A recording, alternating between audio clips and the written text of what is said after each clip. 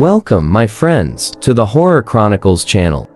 Starting from the day, I will start with you a new series, fun videos, terrifying, frightening experiences, and paranormal stories from followers on Instagram and YouTube, and I will summarize them according to what the person concerned likes.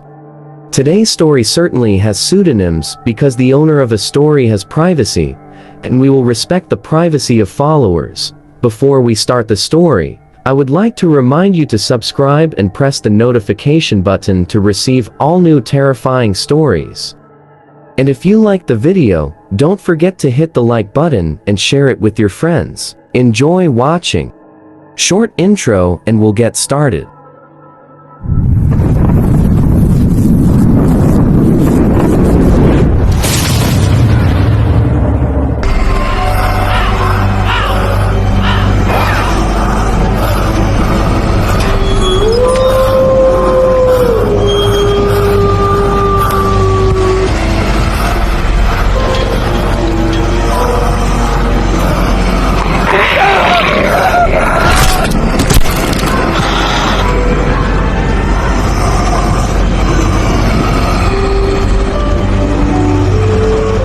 My name is Myrna, and I am a fortune teller. In many families, they have things that are inherited, meaning from generation to generation, and among these things, there are material possessions. Knowledge and jobs are also inherited in addition to jobs of another kind, as is the case in my family. It is said that many of us have a gift. It allows us to see and do things that ordinary people can't. They call us witches, fortune tellers, shamans, among many other names. The truth is that just as some are shoemakers, and then the work is passed on to their children, my mother is a witch. She reads cards, palmistry, she sees the future, and many other things. It was my grandmother who taught her, and then they taught me, both. At first, it seemed interesting to me, then I started to learn everything, and I found all the things I learn interesting, but a great responsibility, because the truth is that those who have this knowledge can deceive, lie, and do a lot of harm to others.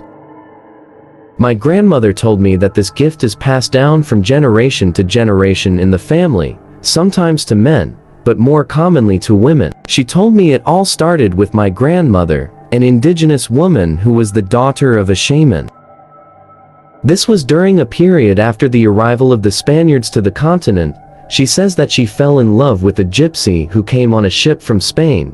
They had a relationship, but the man promised to marry him in the words of the first, but he decided to stay with her and broke his promise. So from this union, a dynasty of witches and fortune tellers was born. Though some thought it more than a gift, it was a curse for not keeping a promise. I really don't know how true that story is, but that's what my mother and grandmother had they told whoever asked about the trade inherited from our house, and especially its customers. The truth is, I grew up watching this. For me, it was a natural thing. Everyone knew my mother was like a witch, and since I was little, I learned to read palms and cards. I figured I got the gift. Plus, my friends loved it, and I feel like this somehow made people. They respect me or want to hang out with me. One day, they gave us an assignment. We had to do a group exhibition. For some reason, I no longer remember that we left work for the last time. So the day before the delivery, I agreed with my group that we would stay at my house to do the work, and I wouldn't have a problem.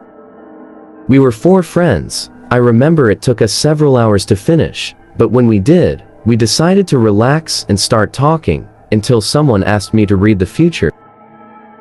We started with the pendulum to guess how many children we're going to have, and I think many girls this age tend to do that as a game. A needle attached to a thread is usually used, but I had a pendulum made of black glass that my grandmother gave me. Mr. Doctor, since I always asked one of my friends to extend her hand, which shouldn't be fully extended or closed, then you should be actively available. I asked her to think intensely about her future and focus. Then I put the pendulum on his palm, and you have to do an up and down motion, but without actually touching the hand. I don't know how to explain it. But there is a moment where you feel a kind of vibration, of course, because it was a game for us at the time. But the funny thing is that whenever we did this with Miranda, asked friend, nothing happened. We joked she wasn't going to have kids. In the end, she said she wasn't interested in that either. Then we went to palmistry, which my friends always found more interesting because, like I said, a pendulum can be more like a simple girl game. So I started reading everyone's palm. When I was reading for my best friend, I saw something that made me stop for a moment. I've never seen such a short line of life before. In fact, before that day, I couldn't remember.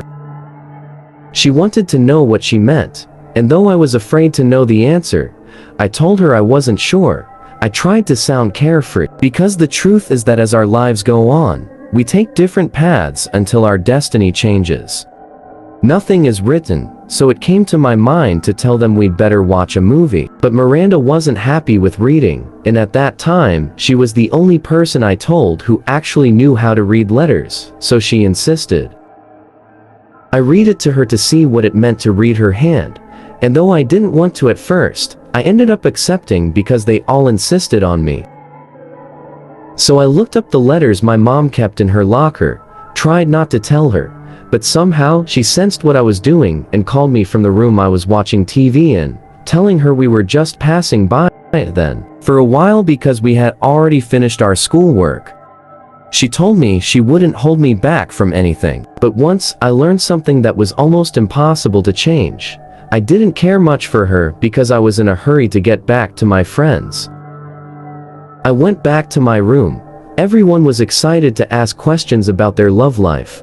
For a moment, I thought Miranda would, but when it was her turn, she decided to ask why her lifeline was so short. So I put 3 cards in front of us and began to turn them over one by one. The first was the Tower. I interpreted it as a change, a decisive and irreversible event. The second was the Death card, and although many people interpret it as a bad thing, it does not necessarily mean that it is a bad omen, something inevitable, or the end of a stage. And the last one was the Hanged Man. This card can be both positive and negative. I knew it was a sign of martyrdom or sacrifice, but what left me speechless was that all her letters came backwards, which is usually a bad omen. Finally, my friend started making jokes and told her to relax. She asked me if everything was okay, and even though I felt so bad, I told her yes. I really thought everything was going to be okay. I just asked her to take care of herself a lot. After that, we watched a movie and went to bed after midnight, so as expected, the next day, we got up late. In order to get to school, we got ready as fast as we could, went out into the street, and had to take a taxi, because usually there was a bus that took us, but because of the hour, we couldn't use that day. So we got in the taxi, and started telling the driver to go as fast as he could, because we couldn't be left out. We had worked really hard on that presentation the night before, because it was part of the final grade of a class, so we were in a hurry. I don't remember exactly how it happened, but in the middle of traffic and rushing as we were crossing a bridge connecting 2 points over a river, the driver lost control of the car, and we fell several meters. I remember feeling selfish. I was so scared when we fell, and then passed out. I wake up in the hospital that night to find out that Miranda is the only one who didn't survive the accident.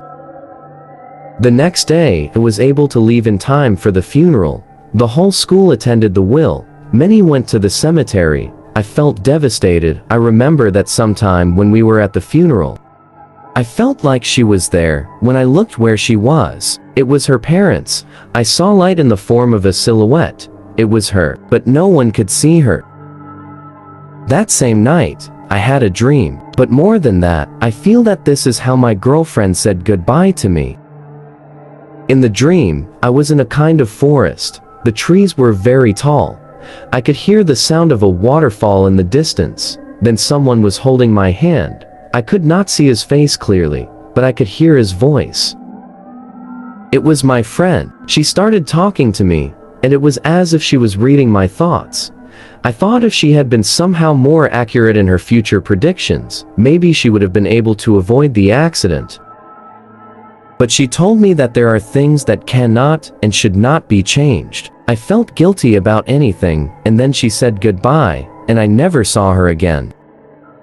I always wondered if I was the only one who saw it, but I never got a chance to talk about it with the friends who stayed at my house that night because they stopped talking to me for months after the unfortunate event.